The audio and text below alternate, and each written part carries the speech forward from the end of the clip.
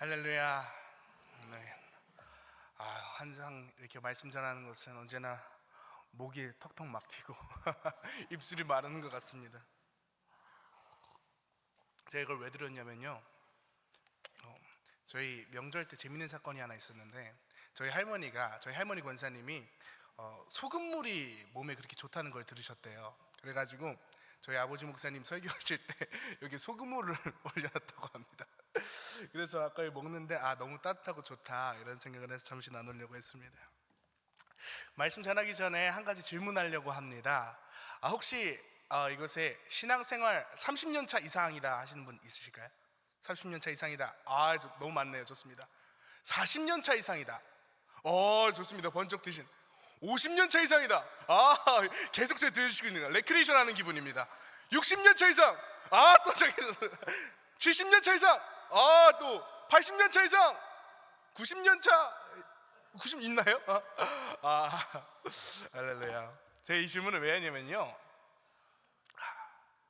이렇게 오랜 신앙생활을 하셨는데 이렇게 오랜 신앙생활을 하시면서 정말 예수 그리스도 안에 있으면서 자유함을 얻어서 이 땅 가운데 살아갈 때에 자유함을 누리면서 살아가고 계십니까? 아니면 이 땅에서 눌려서 살아가고 계십니까? 참 이것은 정말 중요한 이야기입니다. 지금부터 2000년 전 예수 그리스도께서 이 땅 가운데 오셔서 죄와 율법 가운데 있는 우리를 속량하셔서 우리를 자유롭게 하셨습니다. 그리스도 예수 안에 있으면 새로운 피조물이라, 이전 것은 지났으니 보라 새 것이 되었도다, 이렇게 말씀하시면서 우리를 새롭게 하시고 정말 하나님 나라의 상속자로 우리를 세워주셨습니다. 그러나 참 우리는 많은 재정적 어려움과 건강의 문제와 또 자녀의 문제와 또 수많은 어려움 앞에서 참 자유를 누리면서 살아가지 못할 때가 너무나도 많습니다. 사랑하는 성도 여러분, 예수님 안에서 자유하십니까? 자유롭고 싶으십니까? 오늘 말씀이 참 자유가 회복되는 시간이 되었으면 좋겠습니다. 어떤 분이 이렇게 말씀하셨습니다. 나는 환경이 자유하지 못해서 지금 내 삶도 자유하지 못하는 것 같아. 근데 아이러니하게도 지금보다 자유로운 시대가 있을까요? 지금은 한국 역사상 조선시대가 아니지 않습니까? 신분의 자유를 누리고 있습니다. 만약에 지금 아직 조선시대였다면 저는 아마 농민이나 아직 마님을 섬기고 있었을지도 모릅니다. 저는 마님밖에 없구먼요 이러고 있을 수도 있을 것 같아요.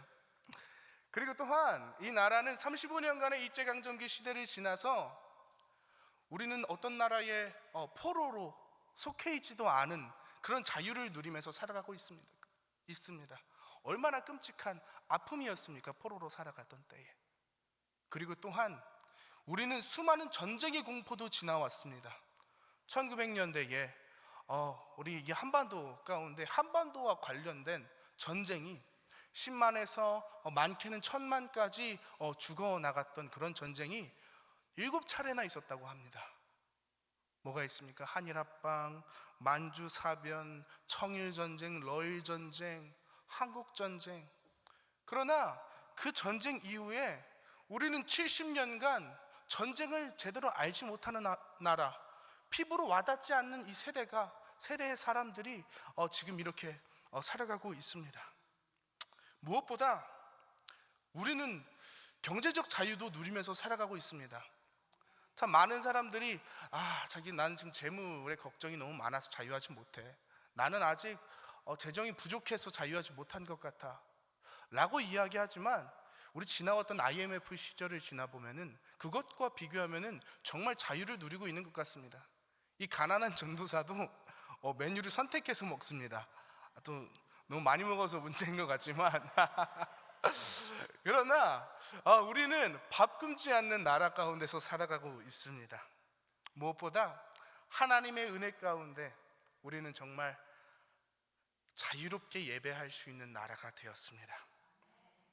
세계의 많은 공산국가만 보더라도요, 그 체제가 하나님 나라와 그 성경과는 정반대의 체제이기 때문에 정말 하나님을 예배할 수 없는 그 자유를 못 누리면서 살아가고 있습니다. 그러나 하나님의 은혜 가운데 이 남쪽 지역만큼이라도 하나님께서 자유민주주의 나라로 세워주셔서 우리는 하나님을 예배할 수 있는 자유, 복음 전할 수 있는 자유, 표현할 수 있는 자유, 예배 가운데 모이는 집회의 자유, 성경을 마음껏 펼 수 있는 언론 출판의 자유, 또한 선교하기 위해 할 수 있는 그 여행의 자유, 정말 많은 자유를 누리면서 이 땅 가운데 살아가고 있습니다. 또한 죄는 죄다, 성경이 말하는 그 죄는 죄다라고 말할 수 있는 표현의 자유까지 있습니다. 무엇보다 종교의 자유로 하나님을 온전하게 예배할 수 있는 나라로 하나님께서 우리를 세워주셨습니다. 그 결과로 단위 면적당 편의점만큼이나 교회가 있는 나라가 되었습니다. 수많은 아직도 특별 집회가 계속해서 있고요. 지금 이 시간에도 정말 많은 교회에서 하나님을 예배하며 찬양할 수 있는 그 자유가 우리 가운데 있습니다. 이렇게 많은 자유를 누리고 있음에도 참 많은 사람들이 자녀들에 대한 염려, 재정에 대한 걱정, 건강에 대한 불안, 해결되지 않은 반복된 죄들에 사로잡혀 예수 안에 있다고 말은 하면서도 얼마나 자유를 잃으면서 살아가고 있는지 모릅니다. 사랑하는 성도님들, 그 이유가 뭐라고 생각하십니까? 이 자유를 누리는 것이 아니라 눌림으로써 살아가고 있는 이 역설은 도대체 어디서부터 온 것일까요? 저는 확신하게 되었습니다. 우리가 자유하지 못하는 것은 자유에 대한 정의가 바로잡혀 있지 않기 때문이라고 생각합니다. 최근에 한 청년을 만났습니다. 그 청년은 이런 얘기를 했어요. 그 청년이 에어비앤비 사업을 했대요. 근데 자신이 살고 있던 집을 대여업으로 내어주면요, 이게 참 안타깝지만 불법이라고 하더라고요. 근데 자신이 돈벌이를 위해서 이 숙박업을 하게 됐는데 이후에 누가 신고를 해버려가지고 500만 원의 벌금이 나왔대요. 이 청년의 돈도 참 많이 없는데, 근데 문제는 뭐냐면 이 청년이 500만 원을 내지 않기 위해 한 가지 방법이 있습니다. 하루에 10만 원씩 50일 동안 구치소에 갇혀 있으면 이것을 돈을 안 내도 된다고 하더라고요. 그래서 이 청년은 구치소에 가보겠다 결심하게 되었답니다. 근데 사랑하는 여자친구가 나 너 구치소 가면 헤어질 거라고 얘기를 했대요. 근데 이 청년에게는 또 다른 문제도 있었어요. 담배 중독의 문제도 있었고 술 중독의 문제도 있었어요. 근데 여자친구는 그렇대요. 너 담배 안 끊으면 나 너랑 결혼 안 할 거야. 그래서 이 청년은 구치소에 가면은 어차피 담배도 못 피고 술도 못 먹으니까 내가 거기 가서 끊어올게 라고 했다는 겁니다. 여러분 어떻게 생각하십니까? 이 청년이 답답하기만 하십니까? 이 청년은요, 정말 본질적인 문제에 처해 있었습니다. 중독의 문제에서 자유롭고 싶다라는 거예요. 그래서 갇히겠다라는 겁니다. 자유를 위해서 구속되고 싶다는 그 역설 가운데 있는 거예요. 근데 저는 그 청년에게 이렇게 말했습니다. 세상 감옥에 구속된다고 자유로울 수 없을 겁니다. 우리를 자유롭게 하는 구속은 오직 예수님 안에서만 가능합니다. 맞습니다. 이미 예수님께서 우리를 사랑으로 구속하셨고 그분이 채찍에 맞음으로써, 그분이 십자가 지심으로써 우리를 완벽한 구속 가운데 완성하셨고 우리를 그 사랑으로 완전히 구속하셨습니다.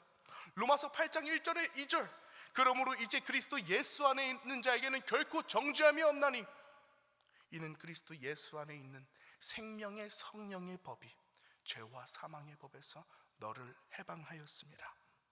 여러분 진짜 자유를 원하십니까? 그렇다면 주님께 구속되어야 합니다. 주님께 묶여야만 자유할 수가 있는 것입니다. 세상의 법은 말합니다. 네가 지금 돈을 바짝 벌어놔야 자유할 수 있는 거야. 네가 나중에 자유롭게 되려면 지금 명예를 위해서 이렇게 열심히 달려야 하는 거야. 지금은 묶여 있어야만 네가 이후에는 자유할 수 있어. 뭐 해야만 자유할 수 있어. 뭐 해야만 자유할 수 있어. 그렇게 세상의 많은 사람들은 끌려다니는 인생을 살아갑니다. 세상의 법은 우리를 재촉하고 조급하게 만들고 혼란스럽고 요동하게 하지만 주님의 구속은 우리를 사랑하셔서 이전보다 더욱 자유롭게 하십니다. 모든 죄와 사슬, 모든 상처, 모든 염려와 트라우마까지도 주님께서 우리를 자유롭게 하십니다. 오늘 본문이 명확하게 증거하고 있습니다. 함께 읽겠습니다. 갈라디아서 5장 1절입니다. 그리스도께서 우리를 자유롭게 하려고 자유를 주셨으니 그러므로 굳건하게 서서 다시는 종의 멍에를 매지 말라. 아멘. 오늘 본문은 사도 바울이 갈라디아 교회에 전한 복음의 절정입니다. 그러나 이 구절을 온전히 이해하려면 갈라디아서 4장의 배경을 좀 들여다봐야 합니다. 갈라디아서 4장 5절 말씀을 보겠습니다. 율법 아래에 있는 자들을 속량하시고 우리로 아들의 명분을 얻게 하려 하심이라. 여기서 속량이란 값을 치르고 해방시키다라는 뜻을 가졌습니다. 예수님께서의 십자가의 핏값으로 우리를 속량하셨다라는 말은 우리의 죄값을 대신 치르셔서 우리를 율법의 굴레에서 해방시켰다라는 말입니다. 그런데 문제는 갈라디아 성도들이 이미 그 자유를 얻었음에도, 속량을 받았음에도 불구하고 다시 종으로 돌아가려고 했다라는 것입니다. 갈라디아서 4장 10절에서 11절, 너희가 날과 달과 절기와 해를 삼가 지키니 내가 너희를 위하여 수고한 것이 헛될까 두려워하노라. 그들은 예수님을 믿으면서도 옛 종교적인 습관, 율법적 행위로 돌아가려고 했습니다. 절기를 지키고 규례를 따르고 마치 내가 이것을 해야만 의로워질 수 있는 것 마냥, 이것을 지켜야만 하나님이 나를 인정하신다라는 그 생각에 갇혀버린 것이죠. 은혜의 자유를 다시 율법의 굴레로 묶으려 했다라는 것입니다. 그래서 사도 바울은 8절 9절에서 이렇게 경고합니다. 그러나 너희가 그때에는 하나님을 알지 못하여 본질상 하나님이 아닌 자들에게 종노릇하였더니 이제는 너희가 하나님을 알 뿐 아니라 더욱이 하나님이 아신 바 되었거늘 어찌하여 다시 약하고 천박한 초등학문으로 돌아가서 다시 그들에게 종노릇하려느냐. 여기서 말하는 초등학문이란 하나님을 알기 전 인간의 공로와 세상의 원리를 따르던 신앙의 방식을 말합니다. 내가 열심히 해야 구원받는다, 내가 잘해야 복받는다, 이런 사고방식이 우리에게는 율법적인 사고가 아닐까 합니다. 그래서 바울은 말합니다. 그런 신앙은 이미 십자가로 끝났다고. 그리스도께서 이미 모든 율법을 완성하셨고 이제는 우리는 그분 안에서 아들의 명분을 얻은 하나님의 자녀, 즉 자유인이 되었다고 얘기를 합니다. 그래서 바울은 결과적으로 이렇게 다시 선포합니다. 그리스도께서 우리를 자유롭게 하려고 자유를 주셨으니 그러므로 굳건하게 서서 다시는 종의 멍에를 매지 말라. 사랑하는 성도 여러분, 이것은 단순한 권면이 아닙니다. 이것은 선언입니다. 너는 더 이상 종이 아니다. 너는 하나님의 아들, 딸이다. 그러니 세상의 염려와 걱정, 두려움과 조급함이 찾아올 때에 우리가 어떻게 해야 되겠습니까? 주님께로 나아갈 때, 우리의 짐을 주님 앞에 내려놓을 때, 나의 모든 문제를 주님 앞에 맡겨놓을 때, 주님께 완전히 구속될 때 우리가 참 자유할 줄을 믿습니다. 따라 해봅시다. 참 자유는 주님께 구속되는 것입니다. 아멘. 한번 다시 한번 해볼까요? 참 자유는 주님께 구속되는 것입니다. 우리는 흔히 이 자유를 오해하곤 합니다. 자유란 내 마음대로 할 수 있는 권리라고 생각합니다. 세상적인 정의로 바라볼 땐 그렇게 생각할 수도 있습니다. 그러나 그리스도인의 자유는 죄에서의 해방, 우리를 올가매던 상태에서의 해방, 노예 상태로서의 해방을 말합니다.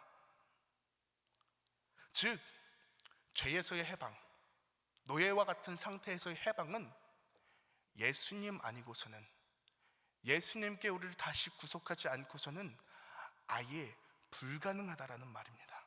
그 이유는 무엇입니까? 타락한 인간의 자유는요, 방종으로 이어집니다. 우리 생각해 봅시다. 우리에게 자유가 주어졌을 때 우리가 선을 택합니까? 아닙니다. 창세기 3장, 인간의 타락 이후에 우리의 자유의 선택은 우리의 게으름, 우리의 나태함, 우리의 연약함, 우리 죄로 빠지고야 맙니다. 인류의 역사 가운데, 성경의 역사 가운데 그대로 드러났습니다. 시편 51편 5절에서도 내가 죄악 중에 출생하였으며 어머니가 죄 중에서 나를 잉태하였나이다. 시편 기자도 이야기합니다. 내가 죄 중에 출생하였고 어머니가 자신을 죄 중에서 잉태했다고요. 로마서 7장 19절에서는 이렇게 말합니다. 내가 원하는 바 선은 행하지 아니하고 도리어 원하지 아니하는 바 악을 행하는도다. 로마서에서 사도 바울은 자신이 얼마나 곤고한 사람인지 표현하면서 이렇게 말합니다. 내가 선은 행하지 아니하고 도리어 원하지 아니하는 악을 행하는도다. 맞습니다. 우리 안에 선을 행하고자 하는 의지는 있으나 악을 행하고 넘어지게 마련입니다. 인간의 힘으로 아무리 선하려고 발버둥치지만 이 죄 중에서 자유롭게 되기는 너무나도 어려운 것입니다. 아니, 어쩌면 아예 불가능합니다. 이것은 무엇을 의미합니까? 우리는 벗어날 수 없는 죄의 종이라는 사실입니다. 그러나 사도 바울은 이렇게 얘기합니다. 아까도 선포했다시피 로마서 8장 1절 2절 그러므로 이제 그리스도 예수 안에 있는 자에게는 결코 정죄함이 없나니 이는 그리스도 예수 안에 있는 생명의 성령의 법이 죄와 사망의 법에서 너를 해방하였습니다. 예수 안에 있으면 결코 정죄함이 없으며 죄와 사망의 법에 따라 죄 중에 끌려다니던 우리가 예수 안에 있는 생명의 성령의 법이 우리를 완전히 해방시키신 것입니다. 요한복음에서는 예수님이 이렇게 선포하십니다. 요한복음 8장 32절 진리를 알지니 진리가 너희를 자유케 하리라. 아들이 너희를 8장 36절에서는 아들이 너희를 자유롭게 하면 너희가 참으로 자유로우리라. 진리는 무엇입니까? 오직 말씀이신 예수 그리스도입니다. 그 예수 그리스도가 죄에서 우리를 해방시켜 주셔서 즉 의의 길로 이끄신다라는 거예요. 그러니 성도 여러분, 우리는 헛된 꿈에서 깨어나야 합니다. 재물이 우리를 자유케 하리라 생각하십니까? 경제적 자유가 우리를 자유케 하리라 생각하십니까? 그런 것들은 죄 중에 빠지면 빠졌지 우리를 더욱더 자유하게 할 수는 없습니다. 이 땅의 정치가 우리를 자유롭게 하리라 생각하십니까? 지금 여기서도, 지금 이 땅 가운데서도 곳곳에 정치적 신념으로 곳곳에서 시위와 온갖 목소리들이 질비합니다. 그런데 보십시오. 지금으로부터 2000년 전에는 없었습니까? 지금부터 2000년 전 이스라엘 땅에서 이스라엘 백성들은 정치적 메시아를 원했습니다.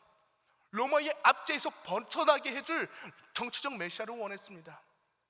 다시 다윗의 왕 때와 같았던 자유로운 나라, 강대한 나라. 그러나 예수님께서 우리 이 땅 가운데 오셔서 어떻게 하셨습니까? 예수님께서 정치적 메시아가 되셨습니까? 아닙니다.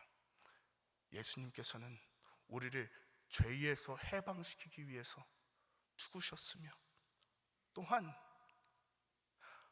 이 땅의 통치가 아니라, 이 땅의 정치가 아니라 하나님의 나라의 통치를 이 땅 가운데 선포하신 것입니다. 여러분, 인간의 통치는 한계가 있어요. 아무리 잘난 인간이라도요, 아무리 선한 얼굴과 카리스마가 있더라도요, 인간은 인간이에요. 사울을 보십시오. 사울 왕을 보십시오. 아무리 그 용모가 뛰어나고 카리스마가 있어도 그 죄악 중에서 넘어지지 않았습니까? 그 결과 나라가 혼란해지지 않았습니까? 또한 다윗을 보십시오.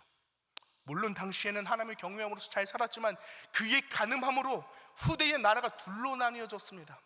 또한 성경에서 말하는 수많은 왕들은 죄 중에서 엎어졌으며 그 나라가 다시 죄 중에 포로로 끌려가 고통과 슬픔을 겪어야만 했습니다.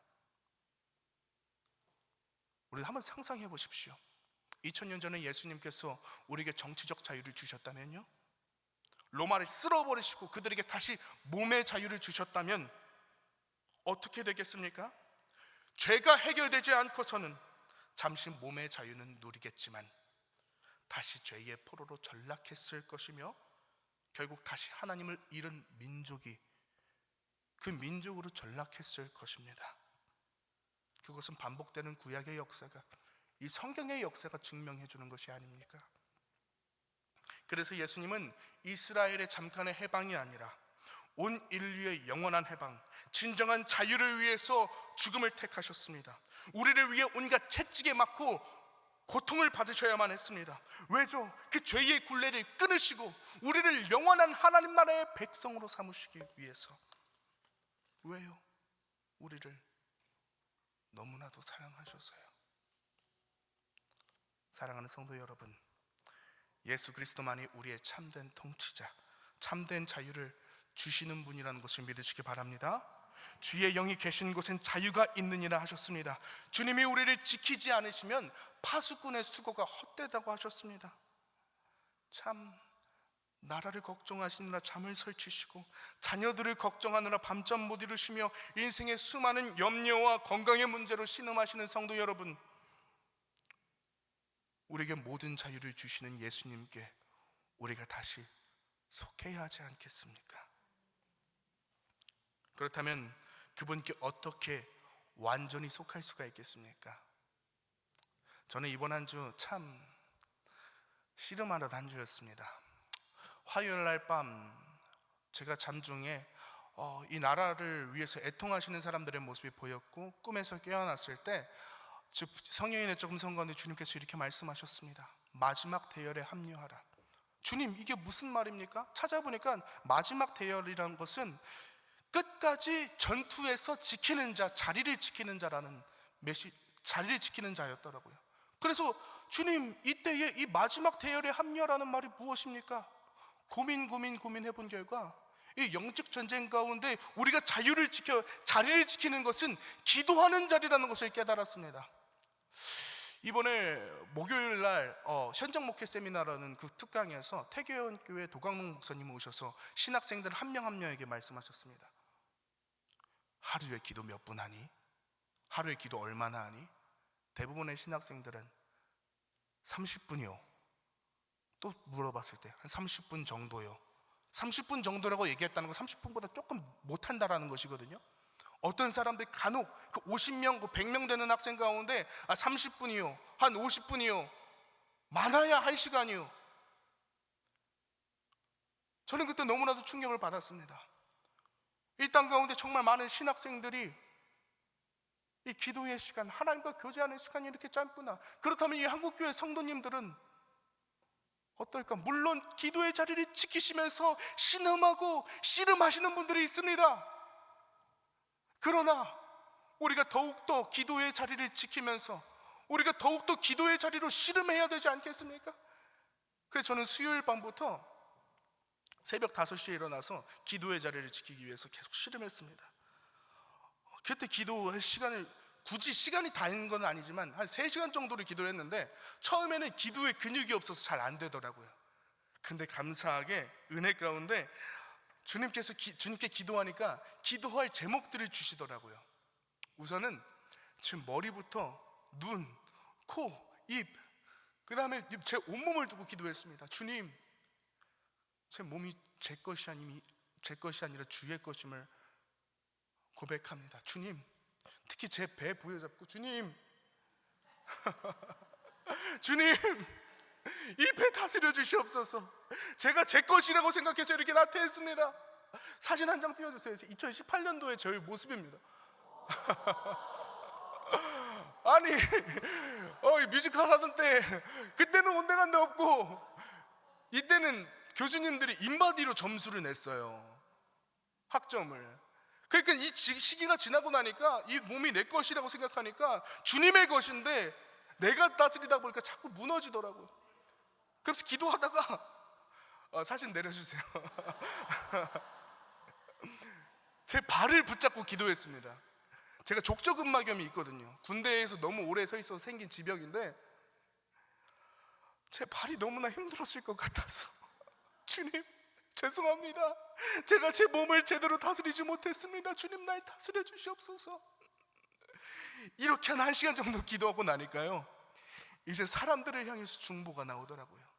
나의 사랑하는 동역자들, 이 수험 기간 가운데 고생하고 있는 우리 수능하는 우리 고3 친구들, 우리 사랑하는 선생님들, 사랑하는 동역자들, 우리 담임 목사님, 우리 장로님들, 기도하니까 기도가 끝이 없더라고요. 기도할 사람이 얼마나 많은지, 중보할 사람이 얼마나 많은지. 참, 이번 주 토요일 날도 아침에 일찍 일어나서 기도를 하고 나오는데, 금요 성령 집회 때 그 옆자리에 앉아 계시던 한 장로님의 모습이 보였습니다. 요즘에 막 피곤한 기색이 많이 보였어가지고 너무 계속 기도하게 되더라는 겁니다. 근데 기도 끝나고 나오니까 사무실에 장로님이 앉아 계셨어요. 장로님을 기도했는데, 그래서 갔는데 역시나 많이 피곤하셨어요. 그래서 장로님, 내가 혹시 기도해드려도 되겠습니까? 그래가지고 같이 손 붙잡고 울면서 기도했어요. 마찬가지입니다. 우리가 시선을 두면은, 정말 사람들에게 가면은 이 기도가 누군가를 위해서 중보하다 보면 중보할 사람이 끝도 없습니다. 또한 뿐만 아니라, 주님, 이 나라 고쳐주시옵소서. 주님, 이 땅을 고쳐주시옵소서.